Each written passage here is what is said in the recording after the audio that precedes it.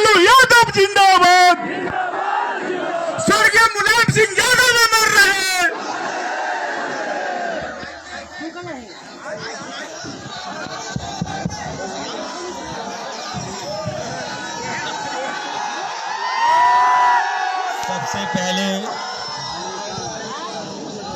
सबसे पहले मैं आए हुए हमारे सभी आदरणीय बुजुर्ग और बड़ी संख्या में नौजवान साथियों का मैं बहुत बहुत धन्यवाद और आभार प्रकट करना चाहता हूं। इस बार तो बिहार में जो जोश और उत्साह दिखाई दे रहा है, ये जोश और उत्साह ऐसा दिखाई दे रहा है कि इस बार तो बदलाव की बयार चल रही है। बिहार बदलेगा, सरकार बदलेगी, फिर बिहार बदलेगा। इस बार मंच पर हमारे साथ जिनके लिए हम आप सबसे निवेदन और अपील करने आए हैं, यहां से महागठबंधन के और तेजस्वी जी के प्रत्याशी कौशल यादव जी, दूसरी विधानसभा से प्रत्याशी श्रीमती पूर्णिमा यादव जी, अनीता कुमारी जी, श्रीमती पिंकी भारती जी और मंच पर उपस्थित बहुत ही जिम्मेदार नेता सलमान रागिब साहब,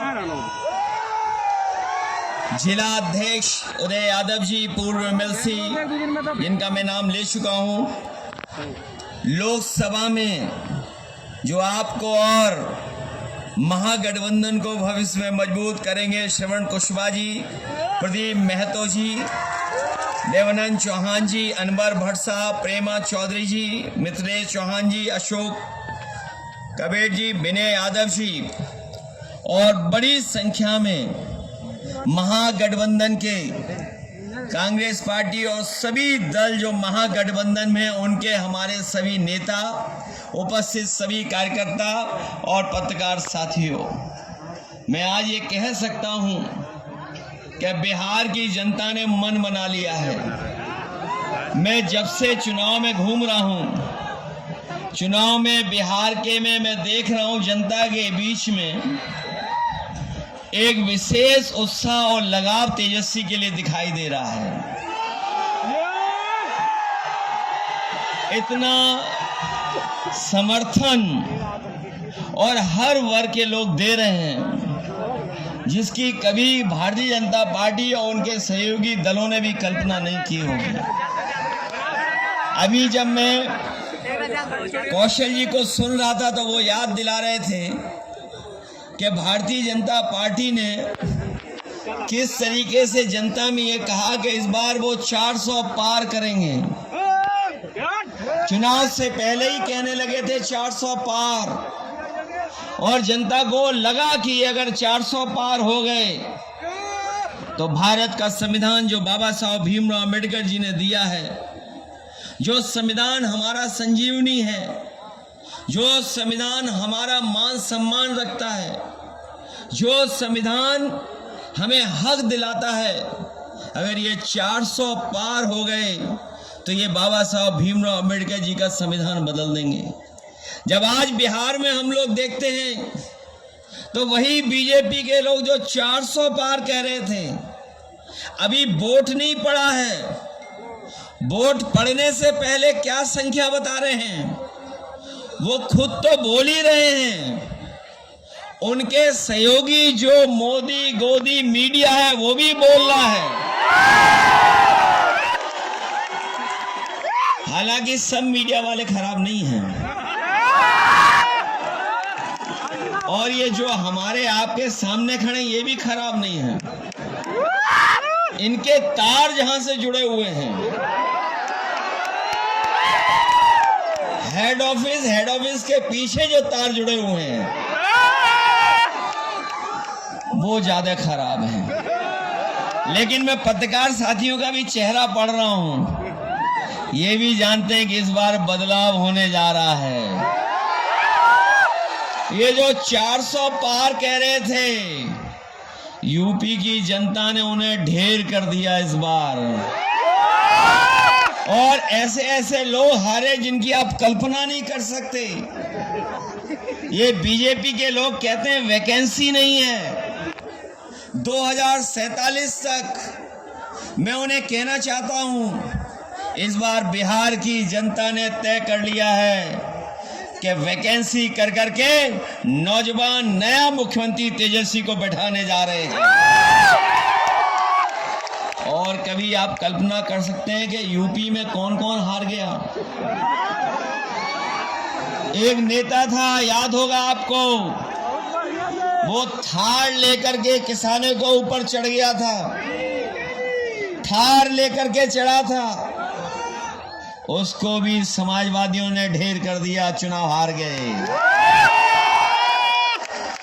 एक हमारे साथ सांसद के बैठे हैं राम बुहाल जी, पूर्व मंत्री,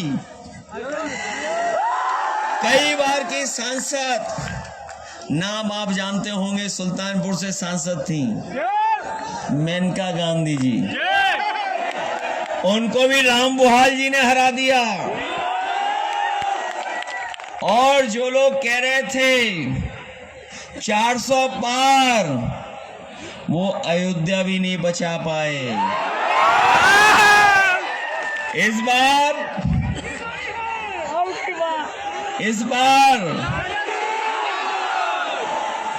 बीजेपी बाहर, बताओ बीजेपी बाहर होगी कि नहीं होगी? और हम लोगों ने अवध में हराया, आप लोग मगध में हराओगे? अवध में हारे हैं, मगध में भी हारेंगे। और जो लोग कह रहे थे हम किसानों की आय दोगुनी कर देंगे, वो लोग खाद भी किसानों को दे पा रहे हैं, डीएपी नहीं दे पा रहे हैं। और जो धान, जो फसल तैयार हो जा रही है, वो भी नहीं खरीद पा रहे हैं। और आपको हिसाब किताब केवल 20 साल का नहीं लेना है। दिल्ली की सरकार 10 साल और यहाँ की 20 साल, बताओ हिसाब क्या कितने साल का लेना है? 30 साल का। 30 साल का हिसाब किताब इस बार पूरा होना है। बताओ हिसाब किताब लोगे आप लोग? और जिन्होंने कभी खाद खरीदी होगी, डीएपी खरीदी होगी, उसमें कितने की चोरी हो रही है? नहीं, पहले 5 किलो था, फिर 5 किलो, कितने किलो की हो गई? हो गई 10 किलो की चोरी। और इतनी महंगाई बढ़ाई है इन्होंने, बीजेपी वालों ने, कि गरीबों का बिस्किट का, पार्ले जी बिस्किट पैकेट भी इतना छोटा कर दिया। बताओ कितना छोटा कर दिया उन्होंने। बाजार में जाओ, देखो जाकर के आप, जब से बीजेपी की सरकार आई है, हमारे आपके गरीबों के पार्ले जी बिस्किट पैकेट का भी पैकेट छोटा कर दिया। केवल पैकेट ही छोटा नहीं हुआ है, बताओ डीजल पेट्रोल कहां पहुंच गया? जो लोग विश्व गुरु बोल रहे हैं अपने आप को, विश्व गुरु, जो कह रहे हैं दुनिया में सबसे बड़ी पार्टी है, जो विश्व गुरु अपने आप को बोल रहे हैं, दुनिया की सबसे बड़ी पार्टी कह रहे हैं, अमेरिका उन्हें समय समय पर समझा रहा है, वहां के राष्ट्रपति इन्हें समझा रहे हैं समय समय पर। बताओ समझा रहे कि नहीं समझा रहे? और ये जो लोग जो कह रहे थे कि दुनिया में इनका डंका पिट रहा है, बताओ डंका पिट रहा है कि लोग हथकड़ी और बेड़ियां लगा के आ रहे हैं अमेरिका से। और दुख तब होता है जब देश के प्रधानमंत्री जो हैं, जिस प्रदेश से आते हैं, सबसे ज्यादा बेड़ियां और सबसे ज्यादा हथकड़ियां पहन करके अमेरिका से कोई बाहर निकाला गया है, तो वो गुजरात के लोग सबसे ज्यादा निकाले गए। और जब से बीजेपी की सरकार आई है, इन्होंने जो नोटबंदी में बंडल इकट्ठे किए हुए थे, बताओ नोटबंदी करके जो बंडल इकट्ठे किए थे, ये बंडल ले जा रहे हैं। इस बार बिहार की जनता न बंडल जाने देगी, न बंडलबाजों को बिहार में घुसने देगी। और इसलिए कि जो लोग पैसे में लेन देन करते थे, अब यूपी का तो हमें पता है सोने में लेन देन करने लगे हैं। बताओ सोना कितना महंगा हो गया। आप कल्पना कीजिए, यहाँ बुजुर्ग होंगे जो पुराने हिसाब किताब रखते होंगे। बताइए सोना कितने रुपए का था पहले। जो हमारे गरीब परिवार में अगर शादी होती थी बेटी की, बहन की, हम कुछ न कुछ इंतजाम कर करके उसको दे देते थे। लेकिन जब से ये बीजेपी की सरकार आई है, कोई गरीब अपनी बेटी की शादी में एक सामान भी नहीं दे पा रहा है सोने का। आखिरकार सोना किसने महंगा किया है? बीजेपी वालों। ये महंगाई पे नहीं बोल रहे हैं, ये महंगाई पे नहीं बोल रहे हैं, बेरोजगारी पे नहीं बोल रहे हैं, अंबानी पर बोल रहे हैं। और हमें खुशी है इस बात की कि तेजस्वी जी ने प्रण लिया है कि इस बार एक एक नौजवान को रोजगार देने का काम करेंगे और हर परिवार के सदस्य को एक नौकरी दिलाने का काम करेंगे। बताओ नया बिहार बनाना चाहते हो आप? नौकरी देने वाला बिहार बनाना चाहते हो?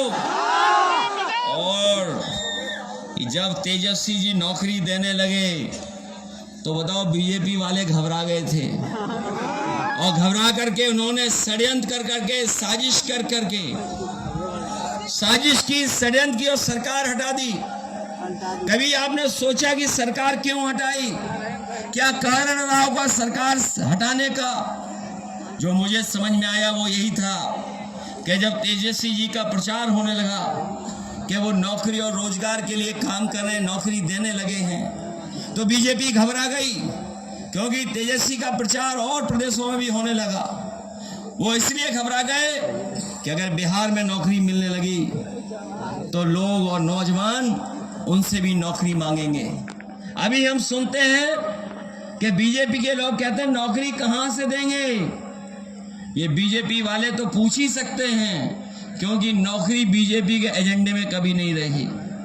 क्या अगर जो एजेंडे में होती तो 10 साल का अपना हिसाब किताब बताते और 20 साल का यहाँ का हिसाब किताब बताते कि उन्होंने कितनों को नौकरी दी है।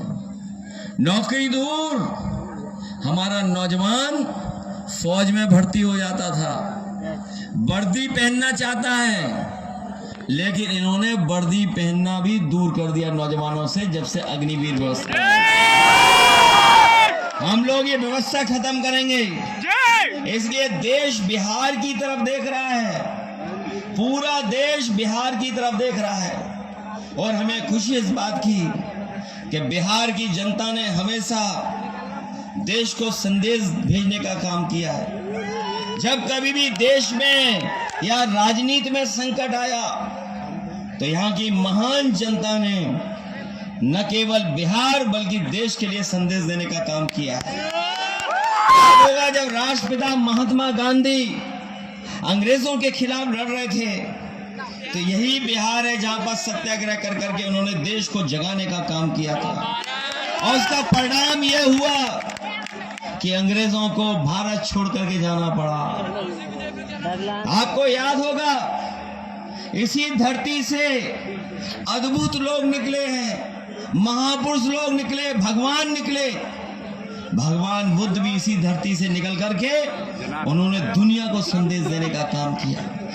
भगवान महावीर भी इसी धरती से निकले, जिन्होंने दुनिया में अहिंसा का रास्ता, अहिंसा का संदेश देने का काम किया। जननायक कर्पूरी ठाकुर जी भी यहीं से निकले, और लालू प्रसाद यादव जी, आदरणीय लालू प्रसाद यादव जी भी इसी धरती से निकल करके उन्होंने देश को जगाने का काम किया, सामाजिक न्याय की लड़ाई को आगे बढ़ाने का काम किया।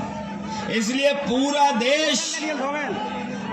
देश आपकी तरफ देख रहा है, और अगर देश में कोई परिवर्तन ला सकता है तो यही हमारी बिहार की जनता परिवर्तन ला सकती है। बताओ बदलाव लाओगे? और हम तो आपके बीच इसलिए आए हैं, आप यहां से भगाओ बीजेपी को, हम यूपी में भगा देंगे। भगाओगे बीजेपी को? और जो बीजेपी के चुनावी दूल्हा हैं, अब उन्हें याद नहीं रहता कुछ, अब वो भी महसूस कर रहे हैं, वो भी जान गए हैं कि उनको कोई मुख्यमंत्री नहीं बनाएगा। इसीलिए आपने देखा होगा वो जान गए कि अब माला उनके गले में कोई नहीं डालेगा, तो इसीलिए वो दूसरों के गले में माला डाल रहे हैं। इसलिए सावधान हो कि नहीं सावधान? आप लोग सावधान हो इस चुनाव में।